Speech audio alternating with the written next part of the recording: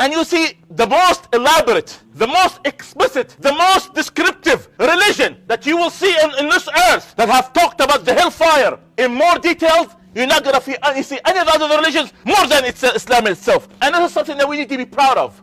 Prophet Muhammad sallallahu alayhi wa sallam, one time he said, if you've seen what I've seen, you would have laughed little. And you would have what? Cried a lot. Ya Rasulullah, what have you seen? He said, I have seen the hellfire.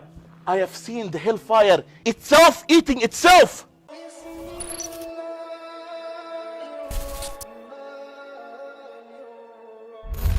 My dear respect brothers and sisters, Allah subhanahu wa ta'ala have created within the son of Adam emotions.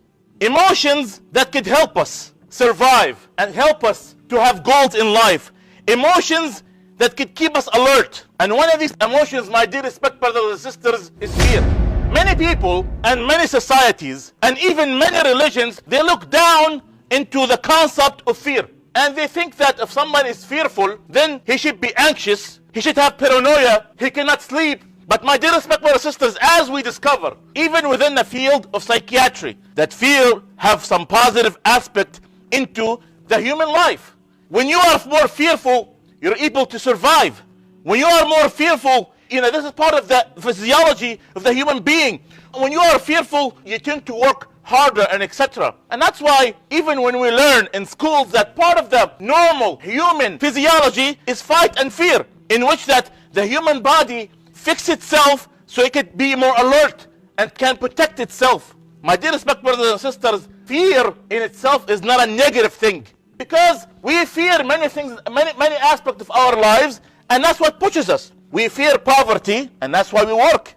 We fear loneliness, and that's why we get married and we have children and we have family. We fear hunger, and that's why we go and we shop and we try to have sustenance for ourselves. Fear can be a positive thing, and no human being, no sane human being would say that fear is a negative thing. My dear respected brothers and sisters, when Islam came to put fear in perspective. And Islam, and according to the scholars, there is 3 types of fear.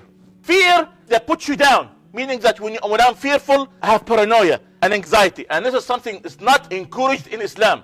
And the second type of fear is that when you are fearful and you don't do anything, like you cry, and that pushes you to do anything. And also, that's something that we look down upon. But the most important type of fear, and what we call it the positive fear, is that fear when you have, it pushes you to do work.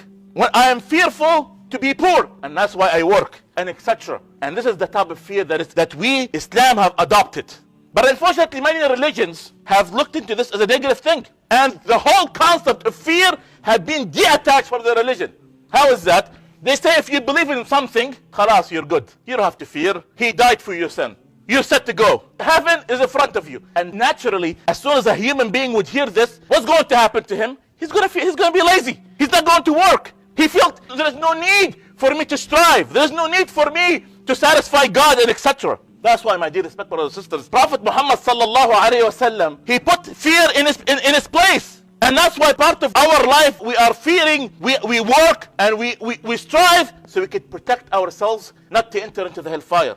And you see the most elaborate, the most explicit, the most descriptive religion that you will see in this earth that have talked about the hellfire in more details. You're not going to see any of the other religions more than Islam itself. And this is something that we need to be proud of. Prophet Muhammad sallallahu alayhi wa sallam, one time he said, if you've seen what I've seen, you would have laughed little. And you would have what? Cried a lot. Ya Rasulullah, what have you seen? He said, I have seen the hellfire. I have seen the hellfire itself eating itself.